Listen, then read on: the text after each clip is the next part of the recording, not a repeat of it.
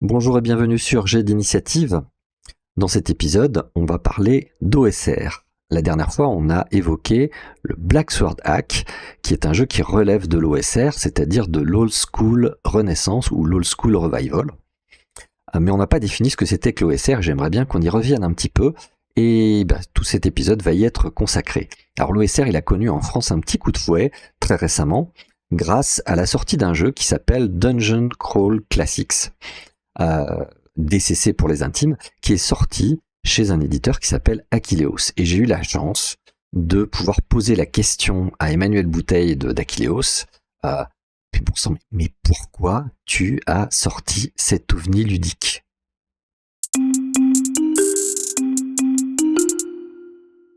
Mon cher Sandy, tu m'as posé une question cruciale qui interroge la grande majorité des rôlistes ici présents, ou peut-être pas, mais ça fait rien, je vais quand même en parler. Tu m'as demandé pourquoi j'avais choisi de publier Dungeon Crawl Classics à un moment où l'OSR était peut-être pas très très évoqué dans le microcosme du jeu de rôle en France. Et en fait, la question, je me suis replongé à l'état d'esprit que j'avais à cette époque-là, et tout simplement, j'ai fait ce jeu parce que c'était celui que j'avais envie de faire.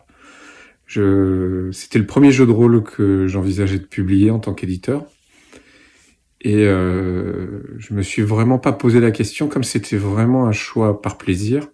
Je me suis dit, je vais pas faire un calcul commercial, je vais juste faire le jeu que j'ai envie de voir édité, qui n'existe pas sur le marché.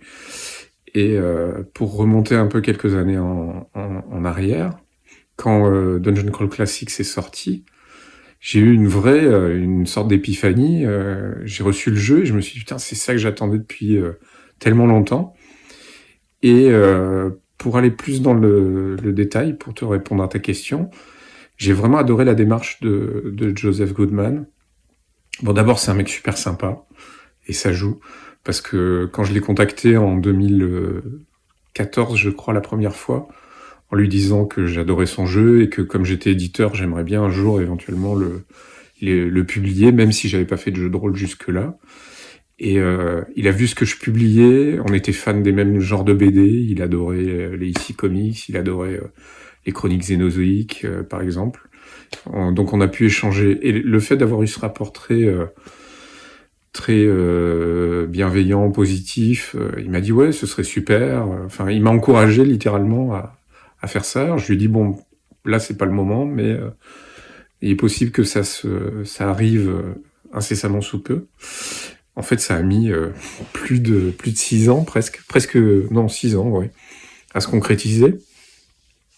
Parce que c'était pas notre cœur de métier, mais au bout d'un moment, je me suis dit si je le fais, il faut que je me lance, et c'est parti comme ça.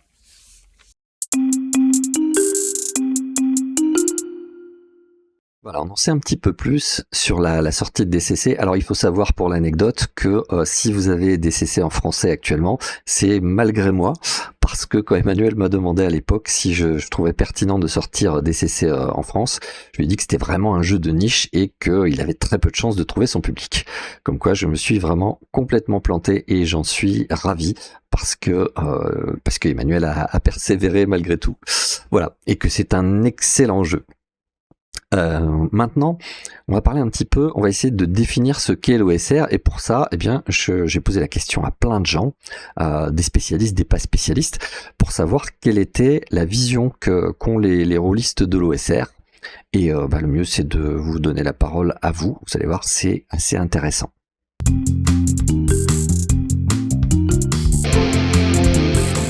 L'OSR pour toi, c'est quoi ? C'est un système de jeu dont me parle tout le temps Sandy Julien. Pour moi, de ce que j'en sais, il n'y a pas grand-chose. C'est un système de règles, une espèce de remise au goût du jour de Donjons et Dragons. Faisons du neuf avec du vieux, mais en mieux. C'est faire du jeune avec du vieux avec du vieux avec du jeune. Pour moi, c'est du système Donjons et Dragons. L'OSR, l'Old School Role Playing, c'est une tentative pour moi de retrouver le style et les sensations du Donjons et Dragons de la grande époque des années 80-90 et j'en ai soupé en fait. Maintenant, je me remets à du Donjons et Dragons 5e édition et j'ai commencé par Chronique oubliée. Mais l'OSR en tant que tel, j'en ai pas particulièrement besoin. Cher Jean-Jérôme, je sais tout. J'aurais voulu savoir ce qu'est pour vous l'OSR. Ah, c'est une excellente question. Il s'agit d'une tentative de revenir à l'essence même de la pratique du jeu de rôle sur la table. En effet, avec les règles de Donjons et Dragons épurées au maximum, on essaie de replacer au centre de la pratique la conversation entre les personnes autour de la table avant les règles. Coupé, c'est pas terrible, hein? Ouais, je sais. Ouais, moi, ma première idée, c'était de me filmer aux toilettes, avec une marionnette. Pour moi, l'OSR, c'est old school renaissance. Qu'est-ce que je mets derrière ces mots? J'en suis pas sûre. J'ai l'impression que c'est un genre de manière de jouer, de culture du jeu qui date un peu des premières époques de Donjons et Dragons et tout ça. Remise au goût du jour. On a un système de jeu qui est un peu plus accessible, un petit peu plus light, digeste et qui fait plus de place aux joueurs, j'ai l'impression. Alors pour moi, l'OSR, c'est un retour à des systèmes proches, voire carrément copiés des premières éditions de Donjons et Dragons. C'est dans un but de retrouver un plaisir simple qu'on avait lors de nos premières parties de JDR. Eh bien, l'OSR, c'est un retour aux fondamentaux du jeu de rôle, où on préfère mettre le joueur ou la joueuse en avant plutôt que les règles. C'est quelque chose que je respecte à 200%, mais que je n'applique pas étant donné que je ne fais pas partie de ces joueurs et joueuses ou maîtres de jeu vétérans. Moi, j'ai appris il y a 1 an et demi. Donc forcément c'est un peu obscur pour moi. J'ai joué à D&D pendant très longtemps. J'ai pu me rendre compte de certaines lacunes. Aujourd'hui les nouvelles versions permettent d'évoluer. Cet old school revival, je comprenais pas bien pourquoi. Alors il y a l'autre point qui est le côté broyage de PJ. On commence avec un PJ 0, il meurt et on en reprend un autre. J'ai jamais eu ce besoin, on a eu des personnages qui sont morts. Il y avait cette notion de héros et pas de Pékin lambda que j'ai pu retrouver plus tard. Il y a des très bonnes choses dans l'OSR, mais c'est pas forcément ma tasse de thé. L'OSR, déjà c'est un acronyme barbare, c'est moche comme tout. Mais à mon sens, l'OSR, c'est surtout un mélange de punk et de décroissance appliqué au jeu de rôle. Dans le sens où il faut que ça tape fort, que ça aille vite. On se soucie très moyennement de technique et les ajustements se font à la louche. Et décroissance parce que à un moment donné, on a tout trop compliqué quelque part. Et ça fait du bien de revenir à quelque chose de simple. Alors je comprends bien qu'il s'agit d'un retour nostalgique à une certaine façon de jouer, mais conjugué à 40 ou 50 ans d'expérience dans le domaine, quoi. Le truc, c'est que moi, j'ai pas connu réellement les débuts du jeu de rôle. Donc tout ça pour dire que la nostalgie de la première édition de D&D, ça fonctionne pas des masses sur moi. Pour moi, l'OSR, c'est un retour aux bases, aux fondements du jeu de rôle. Des classes simplifiées, guerriers, clercs, mages, voleurs, elfes, halflings, nains, sont des classes, il n'y a plus de race. Des tables aléatoires, coups critiques, localisation, et une magie totalement imprévisible. Alors l'OSR, pour moi, pendant longtemps, ça a été du faire bêtement du rétro gaming avec des vieux jeux, jusqu'à ce que je tombe sur le Quick Primer. Voilà, et en fait, c'est toutes les règles qu'on trouve dans l'OSR, c'est-à-dire le fait de prendre des décisions plutôt que d'appliquer des règles, etc. Je les reprends même aujourd'hui sur n'importe quel autre jeu, pas seulement des jeux OSR. Alors l'OSR pour moi c'est faire du neuf avec du vieux, c'est-à-dire le vieux JDR à l'ancienne, le dungeon crawling des années 70, revisité à l'heure actuelle, et celui que je pratique, c'est-à-dire le seul que je connaisse, Donjons et Dragons 5e édition. Pour moi c'est les jeux du début, le genre Terre de légende avec lequel j'ai commencé, mais c'est aussi les jeux avec des règles resserrées, riche d'un sacré potentiel qui se joue dans le moment de la partie en fait. L'OSR c'est la plus belle des réécritures historiques parce que plus j'en apprends sur les origines du jeu de rôle et comment c'était joué, plus je me dis que cette réinterprétation qu'on a aujourd'hui de revenir aux sources est totalement erronée, et c'est tant mieux, parce qu'on revient à ce qui est important à savoir, enfin selon moi, écrire des histoires, raconter des histoires et les vivre ensemble. L'OSR, c'est Old School Renaissance ou Old School Revival, selon à qui on demande. C'est une manière de jouer qui tente de renouer avec, on va dire, le jeu à l'ancienne, ou en tout cas les souvenirs d'une forme de jeu à l'ancienne.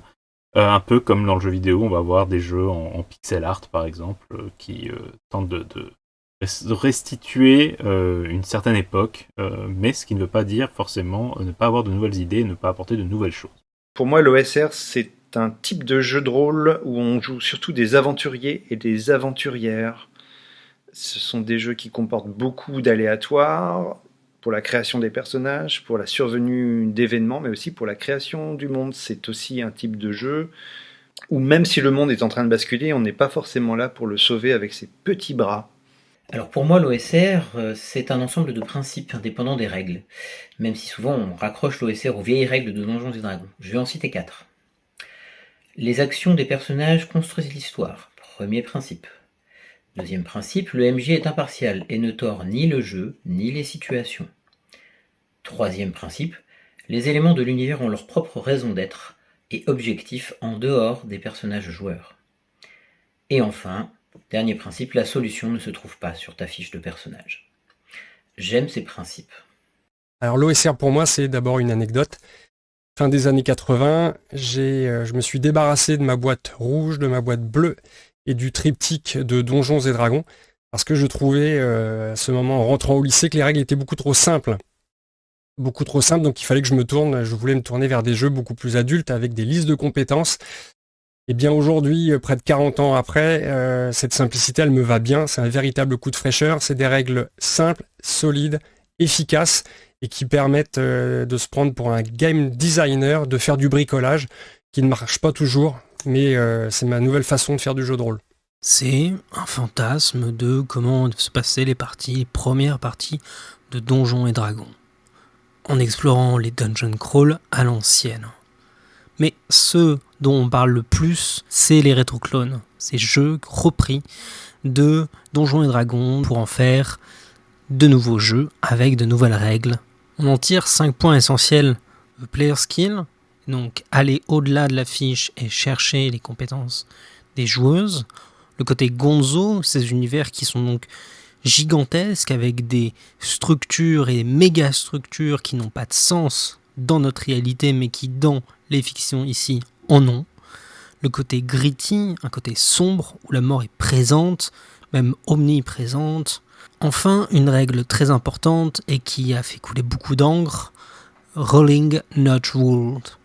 On joue ce qui est le plus logique. Le MJ est là pour être une arbitre, pour être celle qui va apporter de la cohérence à la fiction. Eh bien, pour moi, l'OSR, c'est très lié avec ce qu'on appelle aussi le New School Renaissance. Ça conserve un style de jeu à l'ancienne, des défis, une certaine mortalité, un certain danger constant, des réponses à l'extérieur de la fiche de personnage où les capacités et les compétences des personnages, c'est plus comme un parachute. C'est utile, mais plus vers la fin, pas dans l'immédiat.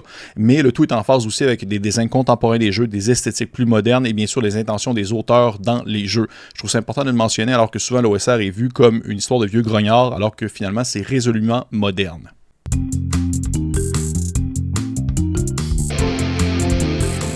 On a un petit aperçu de ce que les gens pensent de l'OSR. Ils ont entendu des choses tout à fait pertinentes. Alors, pourquoi est-ce que personne n'est vraiment d'accord sur ce qu'est l'OSR, y compris des gens, par exemple, qui connaissent très très bien le sujet? Tout simplement parce que l'OSR, comme le dit le bon MJ dans sa vidéo consacrée à l'OSR, je vais vous mettre le lien en dessous, une vidéo que je vous recommande de consulter parce qu'elle est très intéressante. L'OSR, c'est un mouvement. Ce n'est pas un dogme, on n'a pas de tablette en marbre où tout est écrit, on a essayé de donner des règles de l'OSR, vous en avez entendu quelques-unes, vous avez entendu quelques versions de ces règles, mais c'est pas un dogme. On va essayer de passer en revue tout ce qui a été dit. Alors, l'OSR, c'est un truc de vieux. Alors si on me regarde, oui effectivement c'est un truc de vieux, il faut avoir été là, c'est la nostalgie, il faut être un vieux barbu pour en profiter. J'ai la barbe. En fait, je vais vous présenter un vieux barbu qui vient d'écrire un livre sur l'OSR. Alors, elle, c'est Kelsey Dion, c'est l'autrice de Shadow Dark, qui est un excellent jeu OSR, que je vous recommande vivement. C'est un de ceux que j'aurais tendance à vous recommander. Il a d'ailleurs été évoqué dans les réponses. Donc, Kelsey Dion, alors elle a quand même eu la chance de beaucoup jouer avec James Michler, qui avait lui-même joué à la table de Gary Gygax. Je sais jamais si on dit Gygax ou Gigax, on s'en fout. De Gary Gygax et d'apprendre auprès de lui justement un petit peu les fondements du jeu de rôle, et elle a fait son propre jeu. Dans une interview récente, elle a dit quelque chose que j'ai trouvé très touchant, que c'était une façon pour elle de, maintenant que Gygax a disparu malheureusement, de venir auprès de lui et de lui dire est-ce qu'on pourrait pas faire autrement, tiens j'ai une idée pour ton jeu, etc., etc. Et ça donne un jeu qui est très personnel, qui est très simple et qui est extrêmement élégant, avec des mécanismes que j'aime beaucoup. On en reparlera sans doute dans une autre émission. Alors, si c'était vraiment que de la nostalgie, l'OSR, donc j'aurais exactement pareil. On se ressortirait le compendium des règles de Donjons et Dragons, et puis on ne ferait que ça. Mais heureusement, l'OSR, ça consiste à prendre le meilleur et puis à rajouter, à essayer de trouver de nouveaux mécanismes. Je peux vous en donner deux qui sont très intéressants. Par exemple, ce sont les dés d'usure, les dés qui permettent de comptabiliser des choses. On pourra évoquer un petit peu le sujet dans une autre émission. Et puis aussi le Doom Die du Black Sword Hack, qui est pour moi sans doute un des mécanismes les plus élégants et les plus extraordinaires qu'on ait trouvé dans les jeux OSR. Alors ces mécanismes, ils sont pas très nombreux finalement. Il faut pas attendre une révolution à chaque fois, puisque on s'appuie tous sur un socle commun. Ensuite, une autre raison pour laquelle c'est pas forcément de la nostalgie, eh bien c'est parce qu'il y a des gens qui jouent à l'OSR et qui n'étaient pas là dans les années 70, évidemment, ou tout simplement, on ne sait pas comment les gens jouaient dans les années 70. Moi, je sais pas. Je ne suis pas si vieux que ça. Donc, on ignore comment les gens jouaient. On ne peut pas dire qu'on essaie de jouer à l'ancienne, parce que on essaie de jouer selon, comme le disait Yukiko, selon une espèce de version fantasmatique de ce qu'on estimait être le jeu de rôle dans les années 70. Faire du neuf avec du vieux, je crois que c'est vraiment l'idée, faire du neuf avec du vieux, ou peut-être dire que le vieux n'était pas si mauvais que ça, tout en ne fermons pas les yeux sur les grosses pétouilles que contenaient ces jeux-là. Il n'y avait pas que du bon dans les vieux jeux. Alors c'est souvent, on a souvent évoqué Donjons et Dragons, D&D, donc D&D, oui, très souvent les jeux OSR, ce sont des rétro-clones qui s'appuient sur la première version de D&D en prenant des règles épurées déjà, parce qu'elles n'étaient pas très nombreuses à l'époque, puis en essayant de couper tout ce qui dépasse et puis de rajouter des choses essentielles, comme par exemple ce fameux Doom Die qui est si fascinant. On a parlé de replacer la conversation au centre de la pratique, et ça je trouve que c'est quelque chose de très très important.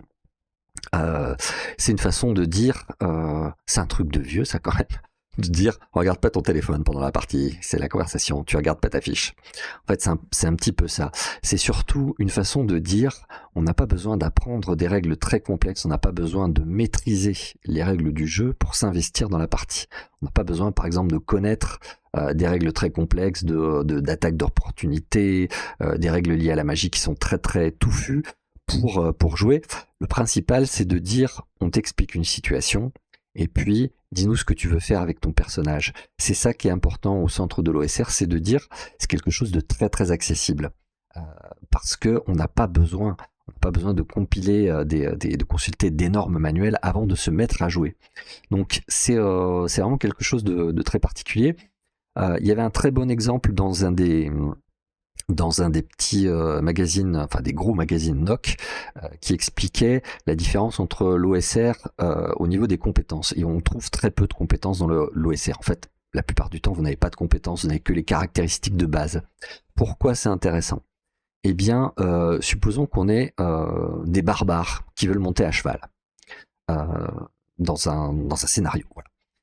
Si on n'a pas de système de compétences, comment est-ce qu'on va gérer la situation ? eh bien, ça va se gérer de façon très narrative finalement. On va dire par exemple, les barbares, bon, ma version des barbares, elle s'inspire un petit peu de l'Empire mongol, donc oui, ils savent monter à cheval. Voilà, ils savent monter à cheval. On peut dire aussi, bon, mon barbare, c'est un barbare à la Conan, il a fait beaucoup de campagnes, de guerre à cheval, voilà, donc il sait monter à cheval, il maîtrise l'équitation.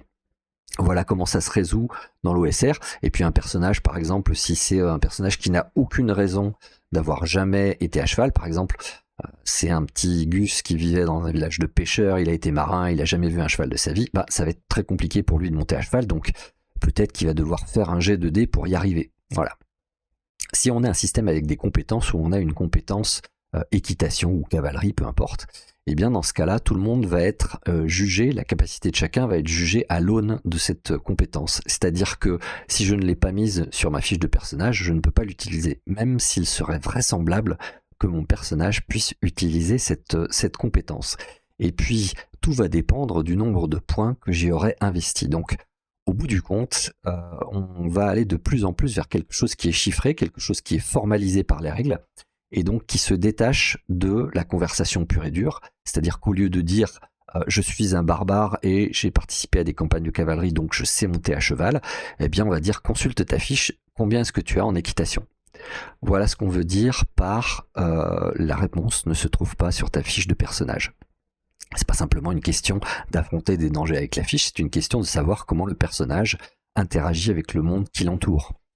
Ensuite, alors moi quelque chose qui m'a frappé, et c'est un préjugé que j'avais, c'est de dire que l'OSR parfois est moins riche que les autres jeux, parce que par exemple, dans beaucoup de jeux OSR, on ne vous propose que les 4 classes de base qui formaient vraiment le noyau du groupe de personnages de Donjons et Dragons. Donc on a tout simplement le guerrier, le prêtre, le magicien et le roublard. Alors, il y a beaucoup de jeux où il y a que ça effectivement. Est-ce que c'est vraiment un frein à la créativité? Eh bien, je me suis rendu compte par la pratique que non. Je vais vous expliquer comment ça se passe dans la campagne qu'on est en train de jouer actuellement avec des amis qui me sont très chers. Dans ma campagne, je consulte mes notes, j'ai donc un lanceur de sorts, un guerrier magicien, un roublard et puis un personnage qui a pas de classe, qui a pas de classe de personnage mais qui a de la classe autrement. Voilà comment ça se passe en fait. Ça pourrait être des personnages super vanilla comme on dit en anglais, des personnages très plats, très ternes. Eh bien non, parce qu'en fait ces personnages se sont étoffés non pas grâce à un système de jeu, mais grâce à la narration qu'on a développée autour d'eux. Donc il s'avère en fait que le guerrier magicien, eh bien c'est un prince changelin semi-amnésique destiné à être roi jadis mais qui n'a jamais été roi et qui revient avec une destinée vraiment très particulière. Le magicien, c'est une sorte de chaman barbare qui paraît à la fois extrêmement grossier et particulièrement érudit et qui a le pouvoir de voir à la fois les deux mondes, le monde réel et le monde des esprits. C'est un pouvoir très particulier parce que un être humain normal qui aurait ce pouvoir-là deviendrait instantanément fou. Donc ce personnage-là, il voit deux réalités à la fois. On a aussi un roublard, un voleur, un rogue de Donjons et Dragons, qui est en réalité un être synthétique issu d'un jardin en fait, d'un jardin magique où on cultive des êtres synthétiques afin qu'ils deviennent des assassins. Et puis finalement, on a un personnage qui est assez extraordinaire parce que quand le joueur a tiré son personnage, il a obtenu que des scores moyens partout. En fait, il a la même valeur dans toutes les caractéristiques, donc on ne peut pas faire plus vanilla que ça. D'ailleurs, il l'a appelé Clamong le moyen, ce qui nous fait beaucoup rire. Et en fait, ce personnage, il s'est avéré que, eh bien, c'est l'ancien comptable du royaume sur lequel devait régner mon personnage prince. Et que il a des ressources tout à fait inattendues de la part d'un comptable. Il a manifesté notamment des talents de bretteur assez exceptionnels lors de l'avant-dernière partie. Donc ce personnage, en fait, il se creuse et il est très très intriguant. Voilà, et tout ça avec des personnages qui sont finalement très très vanilla. On n'a pas de prêtre, mais voilà. Comment est-ce que ça arrive? Tout simplement parce que comme on n'a pas besoin d'aller chercher des classes de personnages, On n'a pas besoin de dire mon personnage va être un prêtre magicien de Strömgluf, etc., etc. On n'a pas besoin de feuilleter de bouquins. Tout vient de l'imagination des joueurs et des joueuses. Donc ça nécessite quand même une certaine pratique, ça nécessite un certain investissement, mais c'est une façon de dire que on va puiser dans notre imagination pour créer des choses, pour les créer ensemble et pour développer un univers qui soit pertinent et des personnages qui soient intéressants. Et ces personnages-là, croyez-moi, ils sont particulièrement passionnants. Alors, je m'égare un petit peu. On a parlé aussi de punk et de décroissance, et ça, vraiment, c'est quelque chose qui me plaît beaucoup, surtout punk. On parle de punk ou de gonzo quand on parle de dungeon crawl classique, parce que ce sont des univers qui n'ont pas besoin d'être cohérents pour être intéressants. On privilégie l'aspect intéressant à l'aspect cohérent. La cohérence, ça vient après. Et c'est quelque chose qu'on retrouve énormément dans de vieux scénarios. Ils étaient fascinants, mais quand on se penche un petit peu sur la logique de ces scénarios, on découvre des détails absurdes. Par exemple, des créatures qui se trouvent habitées dans des souterrains alors qu'elles n'ont rien à faire là. C'est quelque chose qu'a constaté en particulier Stu Horvath dans son livre sur le jeu de rôle, je crois qu'il s'appelle Monsters, Aliens and Holes in the Ground. Donc c'est un livre que je vous recommande vivement si vous lisez l'anglais, qui s'intéresse à l'histoire du jeu de rôle en se penchant sur un certain nombre de bouquins et en étant capable d'en distinguer les énormes défauts qui côtoient des qualités tout aussi énormes. Donc je vous le recommande vivement. Finalement, on a le player skill, donc ça on en a parlé, tout dépend en fait, c'est vous qui allez résoudre les problèmes, les défis que vous pose le ou la MJ par l'intermédiaire de votre personnage, mais c'est quand même vous qui réfléchissez, c'est vous qui faites les choix. Votre capacité à triompher de quelque chose ne dépend pas, par exemple, de votre choix de compétences ou de votre choix de sorts ou de choses comme ça. Et puis ce sont les personnages qui construisent l'histoire, c'est très important. Beaucoup de scénarios d'OSR ne sont pas des scénarios, c'est des cartes, c'est des plans, il y a des choses, on peut aller ici, on peut aller là, mais on ne vous dit pas par exemple à 18h le jeudi, le dragon va attaquer la ville. Donc ça se passe pas comme ça du tout. Voilà, je vais pas trop m'étendre là-dessus. Est-ce que c'est pour tout le monde l'OSR ? Je crois pas, on le voit bien d'ailleurs, il y a des gens que ça n'intéresse pas du tout, il y a des gens qui ont pas envie de se jeter à l'eau. Alors croyez-moi, si jetez-vous à l'eau, tentez le coup quand même, même si vous n'avez pas l'impression que vous allez y arriver sans les règles, c'est extrêmement libérateur et c'est très intéressant. Il y a des gens qui ont pas envie de faire de médiéval fantastique parce que bien souvent quand même l'OSR c'est un peu ça, c'est du medfan, même si ça se dissimule sous un aspect peut-être horrifique, peut-être science-fictionnel, peu importe. Et puis est-ce que c'est pour tout le monde ? Si vous aimez pas le dungeon crawling, est-ce que vous avez intérêt à tenter le DOSR ? Oui. Nous, dans la campagne qu'on fait en ce moment, il n'y a pas de dungeon crawling. Il y a eu un dungeon crawling et c'était un tunnel tout droit. Donc on a un peu crawlé, mais c'était pas vraiment un donjon. Voilà. Alors, pour moi cette campagne, j'en parle souvent parce que c'est vraiment quelque chose de très important pour moi, c'est ce qui m'a remis le pied à l'étrier en tant que MJ. Elle est très importante parce que c'est la campagne de la maturité. C'est celle où je me suis j'ai enlevé les petits trous du vélo et où je me suis dit, j'ai pas besoin des règles, j'ai pas besoin de règles en tout cas qui soient trop envahissantes. Je veux qu'à la table il y ait énormément de conversations. Il y a beaucoup d'émotions dans cette campagne. Il y a des scènes vraiment spectaculaires. Il y a des discussions. Je pense que mes joueurs pourront en convenir. On se souvient tous au moins d'un ou deux passages où on a beaucoup ri, d'un ou deux passages où ça a été très émouvant, où on a évoqué des personnages joueurs, des personnages non joueurs, des choses comme ça. Donc c'est vraiment une autre façon de procéder et il ne faut pas s'imaginer que le dungeon crawling c'est quelque chose d'uniquement mécanique qui efface l'aspect narratif, l'aspect émotionnel du jeu de rôle. Donc voilà, moi c'est pour toutes ces raisons l'OSR me plaît beaucoup.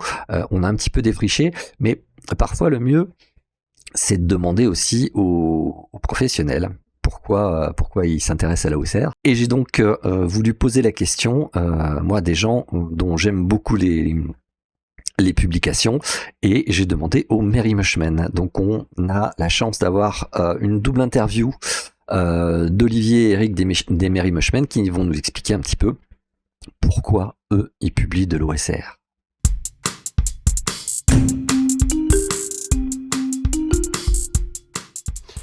Salut! Donc la question que nous pose Sandy, c'est pourquoi nous on publie de l'OSR, nous les Merry Mushmen. On doit y répondre en moins de 3 minutes. Pour ma part, Eric répondra peut-être autre chose. L'OSR, moi, c'est le seul domaine du jeu de rôle qui m'intéresse, en tout cas aujourd'hui. Et comme le postulat de base pour les Merry Mushmen, c'est qu'on publie que les jeux auxquels on voudrait jouer, ben voilà, on publie de l'OSR. Voilà, j'ai répondu. Merci, au revoir. Sinon, en fait, vous êtes au Pays Basque. Voilà. Je vous montre un petit peu. Pour développer un petit peu, moi je joue depuis 1981. J'ai commencé avec le donjon basique, version Moldvay, édition Games Workshop avec l'illustration de John Blanche en couverture. Donc pendant très longtemps, j'ai cru que j'avais pas le bon jeu. J'avais quand même un petit complexe. Ensuite, c'est devenu un peu intense à partir de 83-84, notamment avec la sortie de Mega 1, qui est un super jeu d'initiation, quoi qu'on en dise.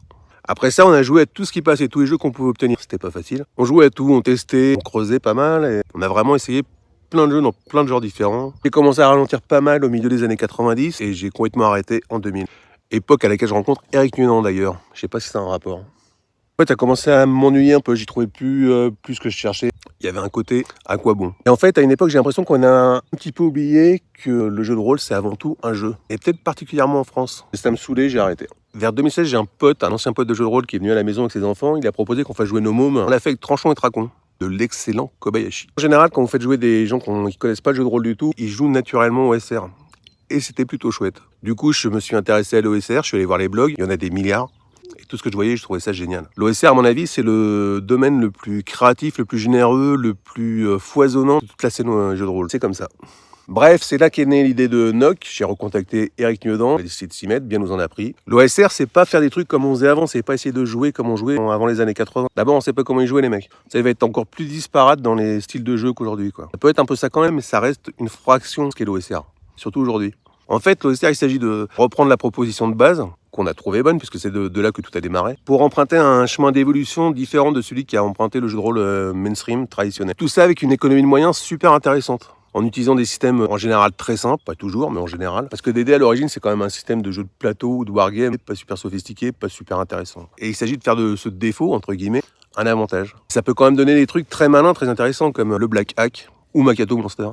Une des différences fondamentales, moi, que je vois dans l'OSR, attention, ça peut paraître complètement fumeux ce que je dis, c'est que pour le jeu de rôle mainstream, le but du jeu, c'est jouer des personnages en les confrontant à un problème. Le problème, ça peut être un donjon, une enquête, un conflit, n'importe quoi ce qu'on veut. Pour l'OSR, le but du jeu, c'est de jouer le problème, ou de se sortir d'un problème, en utilisant des personnages, comme des véhicules. Ça a l'air de rien, cette différence, mais pour moi, c'est assez fondamental. Ça veut pas dire du tout qu'on s'intéresse pas aux personnages, ni qu'il y a moins de roleplay. C'est juste le zoom qui est placé autrement. Du coup, on n'a pas besoin d'avoir des personnages qui sont mécaniquement intéressants à jouer. On peut jouer un Pecno lambda, et ça fait de bonnes histoires. Regarde par exemple Bilbo le Hobbit. On a une bande de nains, c'est des Pecnos, quoi. Si on devait les stater, c'est des guerriers niveau 1 ou 2 peut-être. On a un magicien qu'on sait pas trop ce qu'il a de magique, si ce n'est qu'il se comporte comme un magicien. Et on a un Pecno, un Hobbit, il sait rien faire de ses 10 doigts, à part de temps en temps être un peu discret.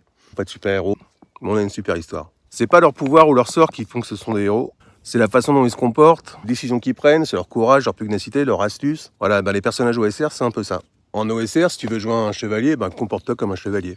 Si tu veux jouer un magicien, trouve ton livre de sorts et comporte-toi comme un magicien. C'est aussi simple que ça. Pas toujours, mais à peu près. Et je trouve que c'est plus le cas dans le DD moderne, où les personnages sont un peu pollués par tout un tas d'attributs nécessaires à un gameplay qui, à mon avis, formate et appauvrissent un peu l'histoire qui va être créée.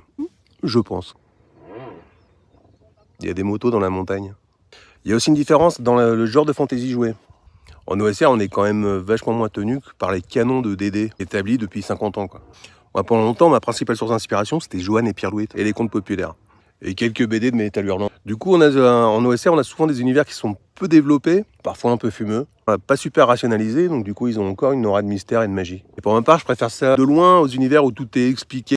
Parce que par exemple, quand on te donne une explication rationnelle pour t'expliquer pourquoi les dragons dorment sur les tas d'or, c'est mort. T'as tué une bonne part de la magie du merveilleux en essayant de la rationaliser. Bref, voilà quelques raisons pour lesquelles je préfère l'OSR au jeu de rôle traditionnel et pourquoi je publie de l'OSR. Désolé, c'est un peu en vrac, je suis pas un théoricien. Si tu veux parler avec des gens pointus sur l'OSR, évidemment c'est... Putain, mais casse-toi, toi. Si tu veux des gens pointus qui ont vraiment pensé l'OSR et qui ont mis en pratique leur théorie, c'est ça le plus important. Faut que tu parles avec Kobayashi, le Grumpf évidemment, Eric aussi. Et ce qui est intéressant, c'est qu'ils ont tous les trois des angles d'attaque et des points de vue assez différents en partant d'une base commune. C'est cool de voir que tu reprends ta chaîne, Sandy. Moi, je l'aime bien. Merci et à très vite.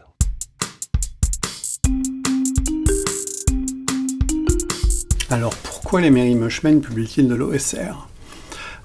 Déjà, c'est parce que c'est ce qu'on aime tous les deux, c'est ce qu'on a en commun en jeu de rôle, et c'est principalement ce à quoi on joue et ce qui nous plaît. On s'est retrouvés après 2 décennies de parcours de vie et de parcours de jeu différents.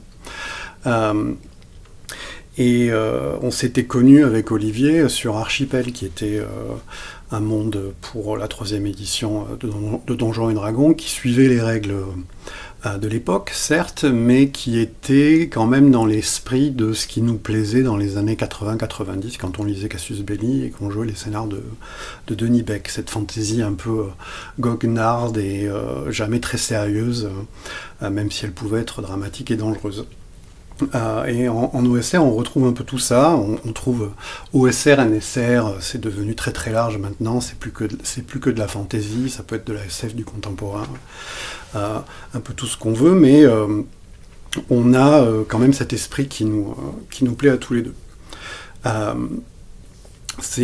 L'OSR, ça fonctionne avec très peu de règles, des règles qui sont en général focalisées sur la survie des personnages. C'est là qu'on retrouve le plus de règles et de procédures, parce que c'est là que c'est important de savoir si ton personnage va vivre ou pas. Tu es dans un bac à sable, on te lâche dans un univers qui se veut cohérent, que le MJ essaye de faire vivre en réponse à tes actions en tant que joueuse. Et tu te retrouves donc à résoudre des problèmes qui surviennent en fonction de ce qui s'est passé avant. Il n'y a pas d'histoire préécrite, il n'y a pas d'arc de personnage, il n'y a pas d'acte ou de scène. Tu débarques dans un univers avec au mieux 1 ou 2 ou 3 propositions de quête. Ça va être à toi, en tant que table de jeu, en tant que groupe de joueuses, de découvrir ce qui t'intéresse, de créer tes propres objectifs, de t'allier peut-être avec les méchants de l'histoire, on va savoir, parce que c'est peut-être le meilleur moyen de survivre. Rien n'est jamais écrit en tant que MJ, tu te retrouves avec le plaisir de t'asseoir sans savoir ce qui va se passer à l'avance.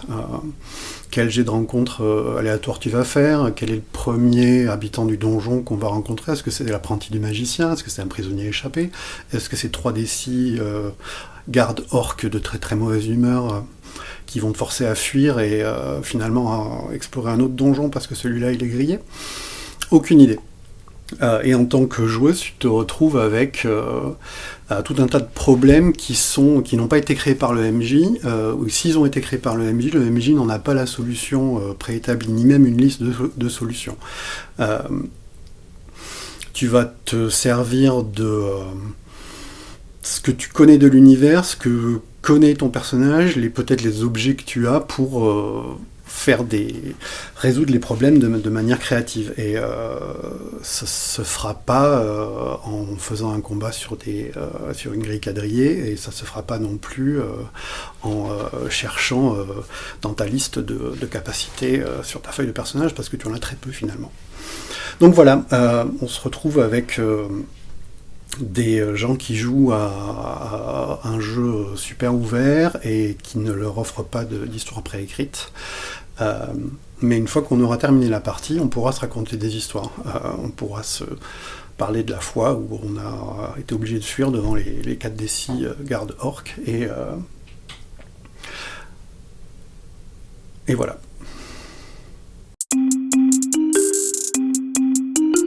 Je crois que vous avez désormais une petite idée de la raison qui a poussé les Mushmen à faire à produire presque exclusivement de l'OSR. Je vous recommande d'aller sur leur site, je vous recommande de consulter donc le Black Sword Axe, c'est chez eux bien évidemment.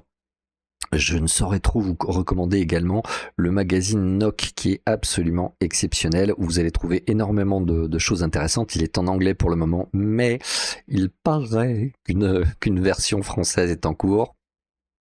Et voilà, je vous le recommande vivement. C'est plein de choses, c'est un bric-à-brac, c'est un petit peu comme cette émission, c'est-à-dire un bric-à-brac de plein d'influences, plein de gens qui parlent de choses différentes, parfois de versions presque contradictoires du jeu de rôle en général. avec un angle qui est quand même très très OSR.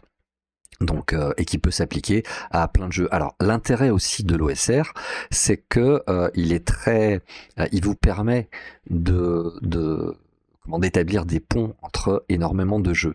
C'est-à-dire que si vous prenez un vieux scénario de Donjons et Dragons, vous pouvez le jouer à peu près avec n'importe quel jeu OSR, qu'il s'agisse d'Old School Essentials, qu'il s'agisse du Black Hack, qu'il s'agisse de Shadow Dark, ou même tout simplement du Black Sword Hack, pourquoi pas. C'est une possibilité, moi je l'ai fait, donc ça fonctionne. Ça vous permet d'avoir accès à toute une bibliothèque de modules et de choses intéressantes, mais en les abordant chaque fois sous l'angle d'un jeu différent. Il y a évidemment un petit peu d'adaptation à faire, mais c'est quand même pas de la chirurgie du cerveau, ça reste quand même assez accessible un petit peu à tout le monde. Alors le problème qu'on peut avoir quand on commence avec l'OSR ou quand on s'intéresse à l'OSR, c'est simplement de se dire par quel bout le prendre, par quel jeu surtout le prendre. Vous savez que je vous recommande le Black Sword Hack, et j'ai demandé aux gens qui s'intéressent à l'OSR, alors soit des gens qui le pratiquent déjà et qui ont une idée très précise de ce que vous pouvez y trouver, soit des gens qui manifestent l'envie de tenter l'OSR. Et vous allez avoir donc quelques conseils pour éviter de dépenser des millions de dollars dans l'OSR.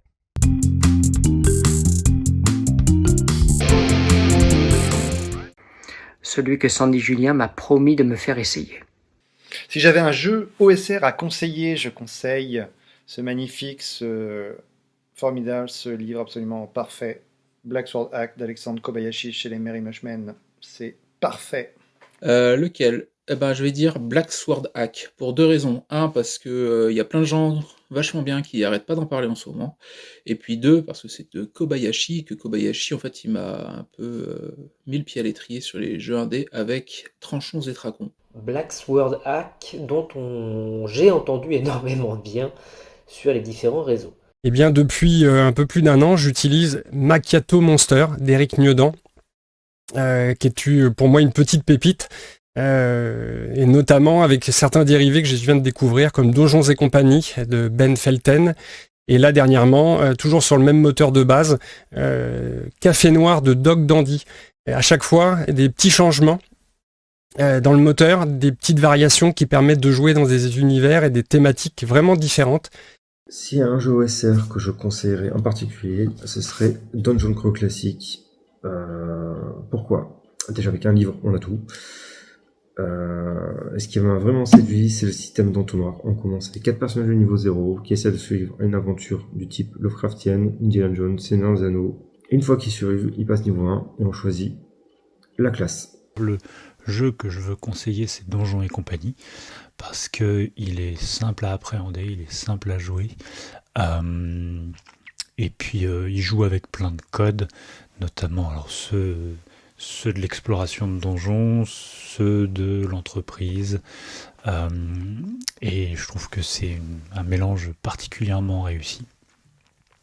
Et puis s'il y a un jeu OSR que j'aimerais essayer, je pense qu'un de ces quatre, je vais lire le Black Sword Hack, et qu'en plus il est là-haut, donc il faudrait vraiment que je le lise. Étonnamment, je pense que oui. C'est pas vraiment ce qu'on pourrait appeler de l'OSR, mais je trouve que c'est vraiment dans l'esprit. Ça s'appelle Kobolds Ate My Baby. Et on joue des kobolds, on joue des petits monstres qui essayent de manger des bébés et qui luttent contre les énormes dangers que sont les aventuriers. C'est débile, ça prend un quart d'heure à mettre en place et 2 heures à jouer autour d'une bière. C'est très drôle et je ne peux que le conseiller. J'irais bien classique, efficace sur Morkborg. Parce que déjà c'est beau à lire, ça se lit vite, facilement. Il y a une vraie ambiance dans l'univers et voilà, c'est très chouette. Pour ceux qui n'aiment pas le fantastique, la fantasy, je recommanderais Vastgrim, qui est une variante de Morkborg, mais dans l'espace. L'univers s'écroule, il faut trouver une sortie. Voilà, sympa, efficace. Alors j'ai pas vraiment de culture OSR. Toutefois, le dernier JDR que j'ai lu, et qui se trouve être un OSR, c'est Sous la colline au bord de l'eau, édité par les éditions du Troisième Œil. Alors pourquoi ça m'a intéressé? Parce qu'on est dans un jeu où le personnage incarné refuse de partir à l'aventure et préfère rester dans son village natal. C'est un peu comme si Neo avait choisi la pilule bleue plutôt que la pilule rouge. Fin du film. Et bien là, on va jouer la suite de cette histoire. Ce qui se serait passé s'il avait refusé.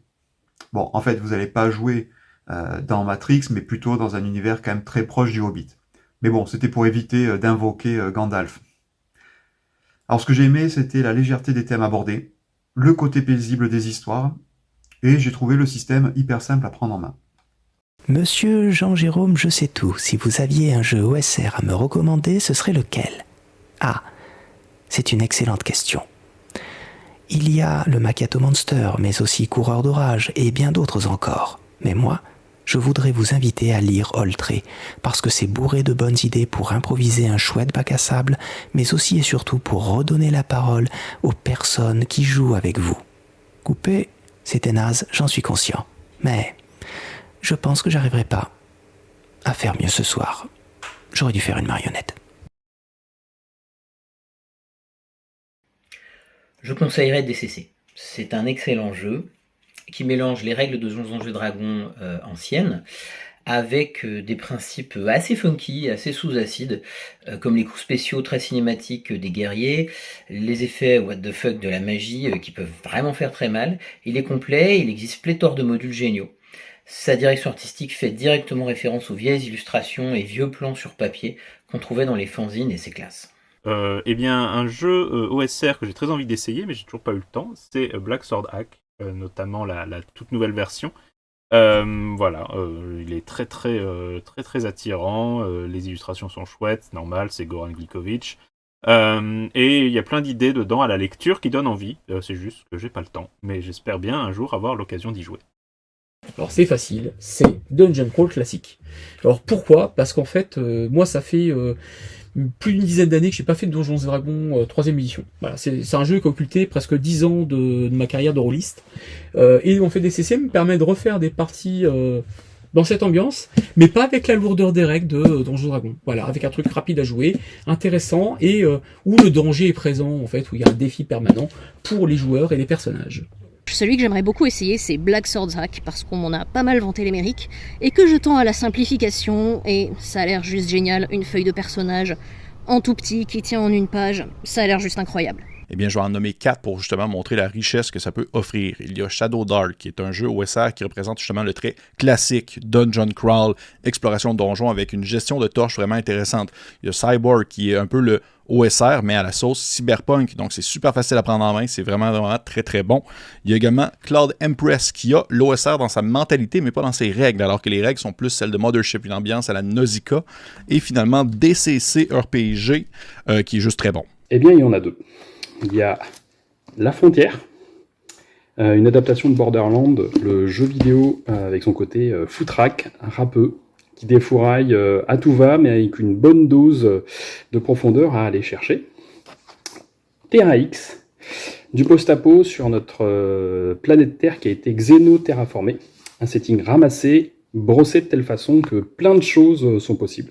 Et vraiment, ça donne vraiment envie. Je conseillerais de jouer à Electric Bastionland, qui se passe dans une mégalopole qui n'a pas de sens véritable, où ses habitants eux-mêmes sont perdus. Vous y jouez des aventuriers, ou en tout cas des gens qui ont perdu leur emploi et qui se retrouvent à devoir aller chercher dans les tréfonds de cette ville des anciens artefacts. Ce que j'aime dans ce jeu sont plusieurs choses.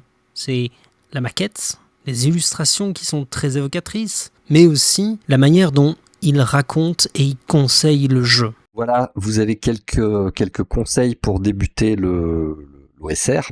Alors, de mon côté, vous avez vu qu'on parle beaucoup du Black Sword Hack.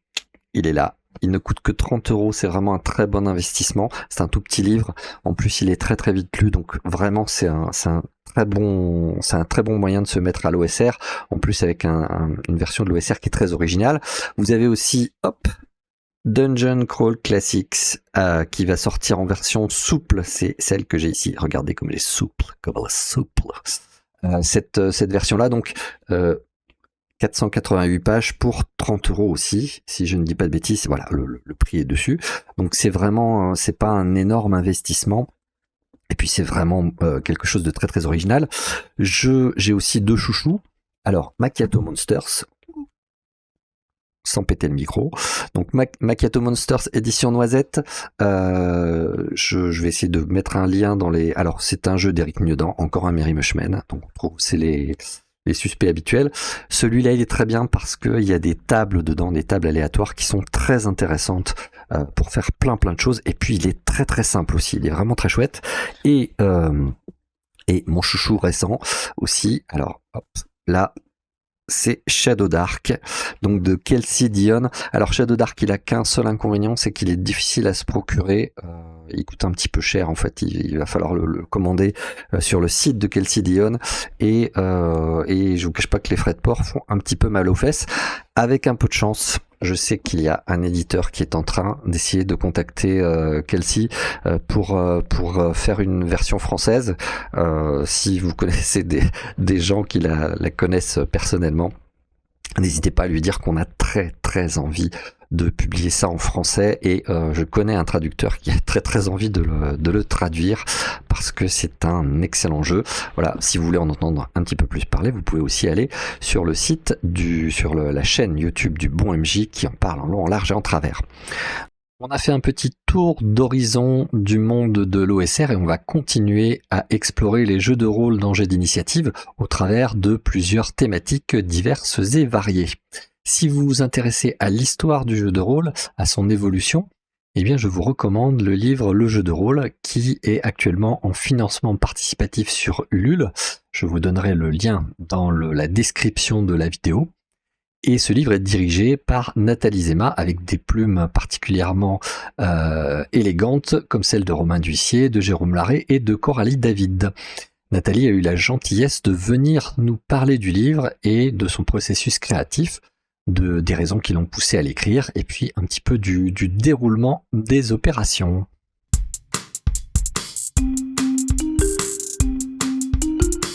Bonjour, il y a quelques années, les Moutons électriques m'ont proposé de diriger un ouvrage sur le jeu de rôle et ils étaient très enthousiastes à l'idée d'aborder enfin ce thème dans leur collection Les Miroirs qui date de 2007 si je ne m'abuse et qui a déjà parlé de super-héros, de mangas, enfin de tas de sujets comme les Vikings, les dragons, etc. et même de Cthulhu, et donc ils voulaient parler de jeu de rôle. À l'époque, le Covid arrive, le projet est repoussé, mais dès le départ, en tête, j'ai l'idée du sommaire. J'ai envie d'un livre en 2 parties. Une partie grand public et pour les rôlistes qui reprend l'histoire du média, tout ce que ça apporte le jeu de rôle et aussi les liens avec le jeu vidéo et comment débuter rapidement. Et une deuxième partie plus technique qui précise comment se forment les univers de jeu de rôle, les univers connus, les univers créés totalement, comment est-ce que ça fonctionne un univers de jeu de rôle, qu'est-ce qu'il doit avoir impérativement, mais aussi l'évolution des systèmes de règles. Vous vous rappelez Rollmaster et les tableaux pour lancer des flèches quand il y a du vent. Voilà, tout ça, ça a évolué. Le jeu de rôle a 50 ans, c'est un loisir qui a beaucoup mûri. Et l'idée, c'était vraiment de rendre hommage au jeu de rôle. On a même fait une partie à la fin où on raconte tout ce qui n'aurait jamais dû être fait en jeu de rôle, et c'est assez drôle. Parce que je pense qu'aujourd'hui, on a le recul nécessaire pour montrer à quel point ce jeu est génial. C'est un loisir ultra créatif qui a beaucoup apporté aux rôlistes en général qui l'ont pratiqué, qui a une place importante en France quand même avec une vraie créativité, des vrais univers que de chez nous. Et du coup, c'était cool de partager tout ça avec les gens. Donc actuellement, c'est sur Ulule. Évidemment, j'ai pas écrit ça toute seule parce que j'ai un métier et une entreprise, donc c'était compliqué. Alors j'ai fait appel à des gens en qui j'avais confiance, des gens que j'admire. Vous trouverez dedans la plume de Romain D'Huissier, la plume de Jérôme Brandt-Larrey, de Coralie David, mais aussi de Guillaume Béchelier qui est spécialiste du jeu vidéo. Quant à moi, qui suis historienne de formation, je me suis attablée à la partie histoire, en essayant d'aller jusqu'à aujourd'hui pour aller plus loin que le bouquin de Julien Piroux qui a été en 2018 et qui du coup pouvait pas aborder la partie nouvelles pratiques après le Covid. Je voulais parler aussi de la place des IA et de plein de choses parce que c'est vraiment d'actualité, que le futur du jeu de rôle, il y a des questions à se poser sur ce qu'on va en faire. Et voilà. Bon, si ça vous intéresse, si vous avez envie d'en savoir plus sur le jeu de rôle, si vous êtes rôliste et que vous avez envie de défendre le jeu de rôle aussi, c'est un bon livre pour les assos, pour montrer aux parents dont les enfants veulent faire du jeu de rôle aussi à quel point c'est super et à quel point ça peut vraiment aider leurs enfants. Voilà, je vois pas trop quoi rajouter de plus, si ce n'est qu'on y a mis tout notre cœur, qu'on est des passionnés de jeu de rôle et que j'espère que vous nous aiderez à porter ce projet sur Ulule. Merci beaucoup. Merci Sandy.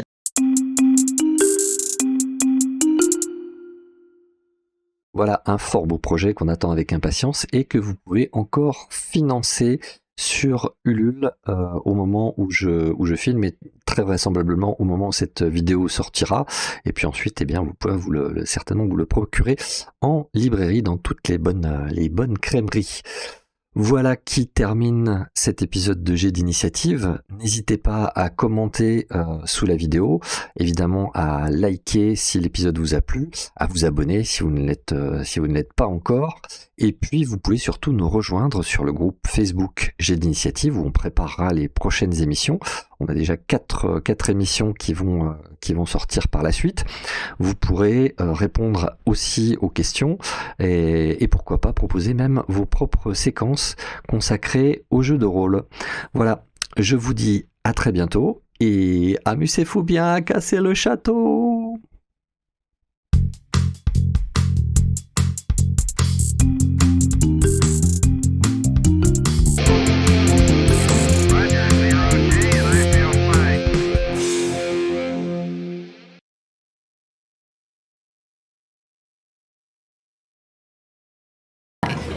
Daniel,